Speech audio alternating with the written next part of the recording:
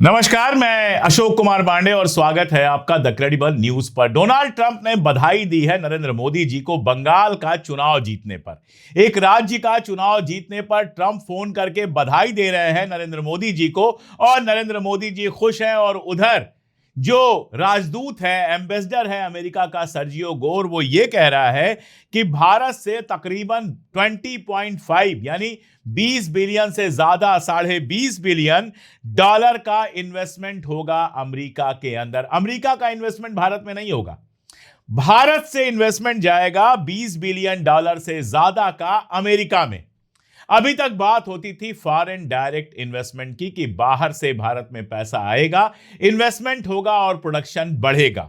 अब हालत यह है कि अमेरिका को खुश करने के लिए भारत से इन्वेस्टमेंट होगा अमेरिका के अंदर, और वो भी $20 बिलियन से ज्यादा।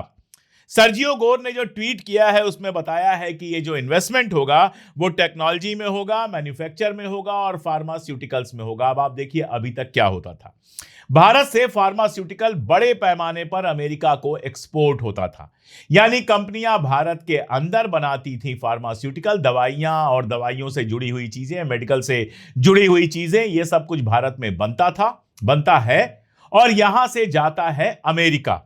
अमेरिका में वो बिकता है और बदले में डॉलर अपने देश के अंदर आता है। ये पैसा भारत के विकास में काम आता है, एक्सपोर्ट मनी हमको मिलती है। अब ट्रंप ने क्या किया? ट्रंप ने पहले तो टैरिफ लगा दिया, और टैरिफ इतना ज्यादा लगाया कि हमारा जो फार्मास्यूटिकल है उसके लिए अमेरिकन मार्केट में स्टैंड कर पाना मुश्किल हो गया। हमारी दवाएं वहां पर महंगी हो गई, जिसके चलते फार्मास्यूटिकल कंपनियों को अच्छा खासा नुकसान हुआ और हमारी एक्सपोर्ट मनी कम हुई। इकोनॉमिक्स की ज्यादा समझ नहीं, बहुत थोड़ी सी समझ अगर हो तो भी यह मामला समझ में आ जाएगा।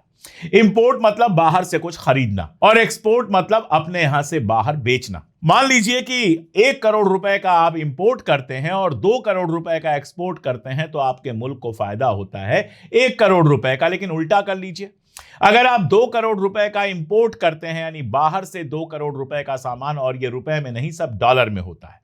दुनिया भर में एक्सपोर्ट इंपोर्ट जितना होता है डॉलर में होता है। जब ब्रिक्स में बात चली थी कि अपनी करेंसी में होगा, तो सबसे पहले भारत पीछे हट गया था ट्रंप के दबाव में। तो $2 करोड़ का मान लीजिए आपने सामान खरीदा और बेचा सिर्फ $1 करोड़ का, मतलब आपको $1 करोड़ का डेफिसिट हुआ, घाटा हुआ। इसी को कहते हैं ट्रेड डेफिसिट। अगर आप देखेंगे तो चाइना के साथ, अमेरिका के साथ, या ओवरऑल हमारा ट्रेड डेफिसिट लगातार घटता जा रहा है, यानी हम कम चीजें बेच रहे हैं और ज्यादा चीजें खरीद रहे हैं। अभी यहां तक खबर आई कि चाइना सीधा इन्वेस्टमेंट कर सकता है भारत के अंदर।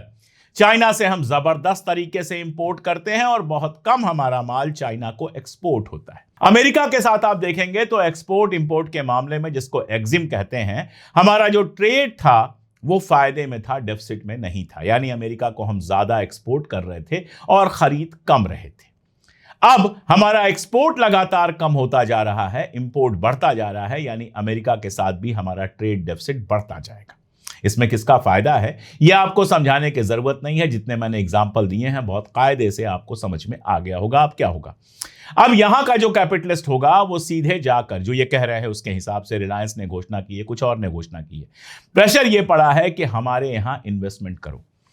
यानी अगर केवल फार्मास्यूटिकल की बात लें, बाकी सबको छोड़ दें, तो आपकी कंपनियां वहां पर जाकर फैक्ट्री लगाएंगी, कंपनी लगाएंगी, वहां पर दवाइयों का प्रोडक्शन होगा, वहां की गवर्नमेंट को टैक्स देंगी और वहां की मार्केट में बिकेगा। आपके पास कुछ नहीं आ रहा, इंडिया का पैसा वहां जाएगा, लेकिन इंडिया के पास उसके बदले में कुछ नहीं आएगा। यहां जब कोई एक फैक्ट्री खुलती है, मान लीजिए दवाओं की ही फैक्ट्री खुलती है, तो उसका जितना ट्रेड होता है उस पर गवर्नमेंट ऑफ इंडिया को वो टैक्स देती है, और प्लस जब एक्सपोर्ट करती है तो पैसा उसका डॉलर में आता है, तो देश के अंदर डॉलर आता है। यह सारा मामला पलट गया। अमेरिका लगातार प्रेशर बना रहा था और अब उस प्रेशर में झुककर अमेरिका में जाकर हमारी कंपनियां इन्वेस्ट करेंगी। हमारा अपना जो एफडीआई लगातार कम हो रहा है उस पर कोई बात नहीं है, हमारे यहां जो अपनी बेरोजगारी बढ़ रही है उस पर कोई बात नहीं है। हम अमेरिका में रोजगार बढ़ाएंगी, अमेरिका में टैक्स ज्यादा देंगी और अमेरिका में वो कंपनियां प्रोडक्शन करेंगी। आप समझ सकते हैं इससे कितना फायदा होगा और कितना नुकसान होगा।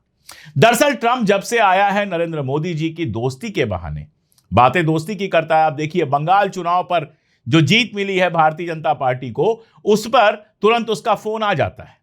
लेकिन ऐसे क्या करता है, ऐसे एक ट्वीट वो रिट्वीट करता है जिसमें भारत को हेल होल लिखा हुआ है, नरक का दरवाजा लिखा गया है। उस ट्वीट को वो रीट्वीट करता है। जाहिर है जब किसी ट्वीट को हम कोट ट्वीट या रीट्वीट करते हैं, इसका मतलब ये होता है कि हम उसको इंडोर्स कर रहे हैं, हम ये कह रहे हैं कि हम इस बात से सहमत हैं। तो एक तरफ वो ऐसा ट्वीट को कोट रिट्वीट करता है जिसमें इंडिया को, भारत को हमारे हेल होल कहा गया है। उसके बाद टैरिफ लगाता चला जाता है, 50% का टैरिफ लगाता है, उसके बाद वापस लेता है और अभी भी जिस टैरिफ की बात हो रही है वो पिछले टैरिफ से ज्यादा है। इसके अलावा क्या करता है, चाबहार जैसी योजना से हमको बाहर निकलने को कहता है, जहां पर $120 बिलियन से ज्यादा हम खर्च कर चुके हैं, पहले ही इन्वेस्ट कर चुके हैं। मैंने आपको बाकायदा नक्शा दिखाकर बताया था कि अगर आज चाबहार चालू होता तो स्ट्रेट ऑफ होर्मुज के बंद होने का हमारे ऊपर कोई असर ही नहीं पड़ता। लेकिन अमेरिका के प्रेशर में हम चाबहार से बाहर निकल आए। पाकिस्तान से उसके अच्छे रिश्ते हैं, पाकिस्तान बाहर नहीं निकला। पाकिस्तान का ईरान से एक्सपोर्ट चल रहा है, पाकिस्तान ने 7 रास्ते अंदर अंदर खोल दिए, पोर्ट खोल दिया, सब कर दिया। लेकिन हमने चाबहार पर हाथ जोड़ लिए। इतना पैसा खर्च करने के बाद अब हम प्राइवेट कंपनी तलाश रहे हैं जिसको हम अपनी हिस्सेदारी दे सकें कि वो इसको संभाले। ये ट्रंप के प्रताप से भारत के अंदर हो रहा है।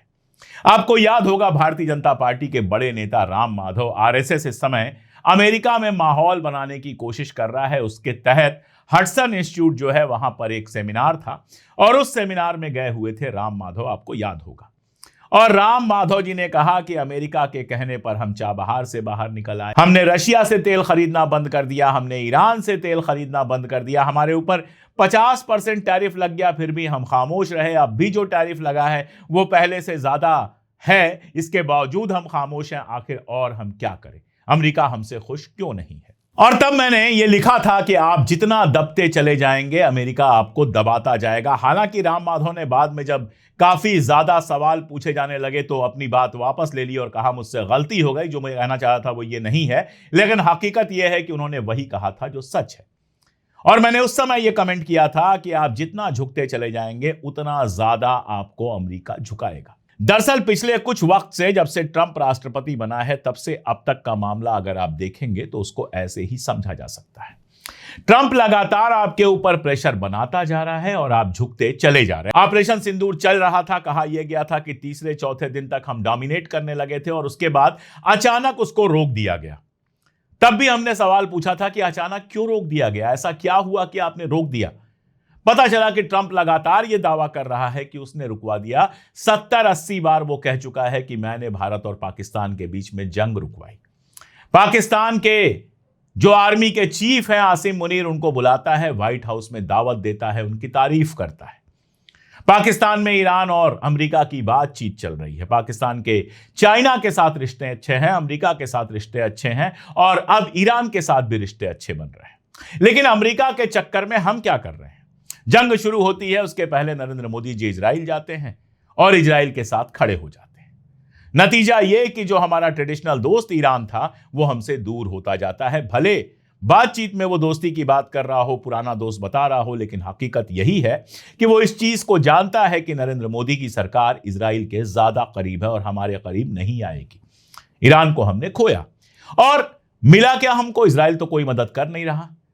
तेल हमारे यहां आ नहीं पा रहा है स्ट्रेट ऑफ होर्मुज पर। अभी मरांडी साहब का एक इंटरव्यू में देख रहा था, उस पर वो कह रहे थे कि बाकी सब ठीक है, लेकिन अगर भारत का जहाज भी यहां से गुजरेगा तो जो टॉल लगना है वो टॉल भारत के जहाज को भी देना पड़ेगा। जबकि आप जानते हैं चाइना, रशिया, पाकिस्तान टॉल नहीं दे रहे हैं, लेकिन हमको टॉल देना पड़ेगा। अमेरिका से दोस्ती में हमें क्या हासिल हुआ, हमारे लोगों को वहां पर चोरों की तरह, डकैतों की तरह हाथ पांव बांधकर भेज दिया गया जहाजों में। HB1 वीजा को लेकर लगातार तमाशा हो रहा है। जो हमारे लोग वहां रह रहे हैं उनको निकालने की बात हो रही है और वो लोग कर रहे हैं जो ट्रंप के बेहद नजदीकी हैं। टैरिफ हमारे ऊपर लगा और ज्यादा लगा है।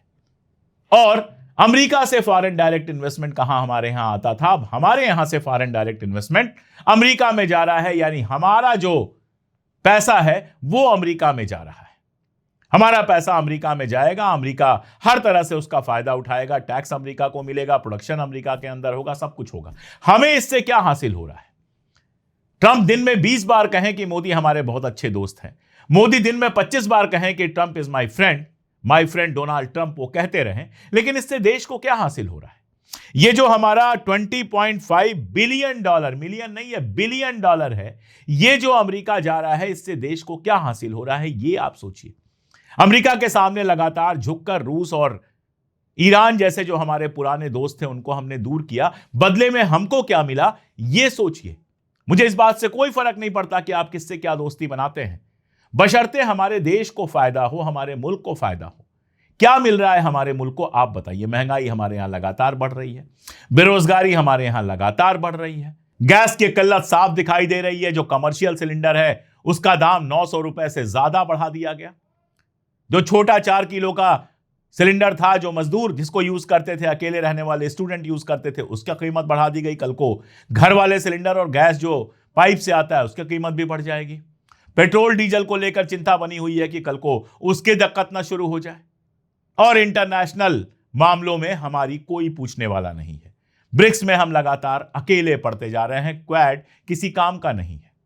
तो आप बताइए, इन सारी चीजों से हमें क्या फायदा मिल रहा है? मोदी जी की ट्रंप से जो दोस्ती है उससे अदानी अंबानी को फायदा हो तो हो, हमें क्या मिल रहा है ये जरा सोचिएगा। और जब मैं हम कह रहा हूं तो मेरे कहने का मतलब हिंदुस्तान की आवाम है। क्या हिंदुस्तान की आवाम को इससे कुछ हासिल हो रहा है?